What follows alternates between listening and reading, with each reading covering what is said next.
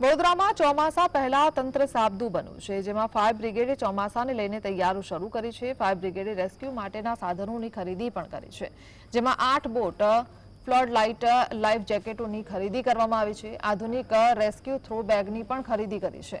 બીજી તરફ રાત્રે કામગીરી માટે જનરેટર કમ ફ્લડ લાઇટ ખરીદ્યા છે। ગત ચોમાસામાં આવેલા પૂર પછી હવે કોર્પોરેશનનું તંત્ર વધુ સતર્ક થયું છે। કોર્પોરેશને 200 તરાપા મંગાવ્યા હતા, જે વિવિધ વોર્ડમાં ફાળવી દીધા છે। ત્યારે હવે ફાયર બ્રિગેડે ₹3 કરોડના ખર્ચે નવી 8 boat, flood light, tree cutter, high beam torch, mosquito net સહિતની ખરીદી કરી છે અને તે સાધન સામગ્રી ફાયર બ્રિગેડને મળી જતા તંત્ર સજ્જ થઈ ગયું છે। કોર્પોરેશને 200 તરાપા વિવિધ વોર્ડમાં આપી દીધા છે, ત્યારે ફાયર બ્રિગેડ પણ એક્ટિવ મોડમાં છે।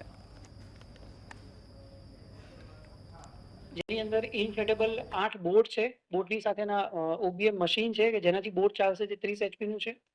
એની સાથે જે અંદર 6 જણની કેપેસિટીની સાથેની જે બોટ છે, તો એ લોકોને પહેરવા માટેના જેકેટ છે। એ લોકોને રેસ્ક્યુની કામગીરી સપોઝ કરવાની થાય છે, અથવા તો બોટની કામગીરી દરમિયાન કોઈને બચાવવાનું થાય છે, તો એના માટે ઇમરજન્સી પોઈન્ટ ઓફ વ્યૂ જે બોયા આવે છે, લાઈફ બોયા, તેની ક્વોન્ટિટી એની સાથે છે। પ્લસ સપોઝ જ્યારે પાણીનો પ્રવાહ વધારે હોય છે, એ વખતે કોઈની કોઈ વસ્તુ ત્યાં જો પાણીમાંથી ટકરાઈને જે તે અંદર વ્યક્તિ બેઠેલા જેને વાગે નહીં અને એને હેડ ઇન્જરી ના થાય, તેના safety point of view safety helmet તેમ કહીને અલગ અલગ કીટ આપેલી છે।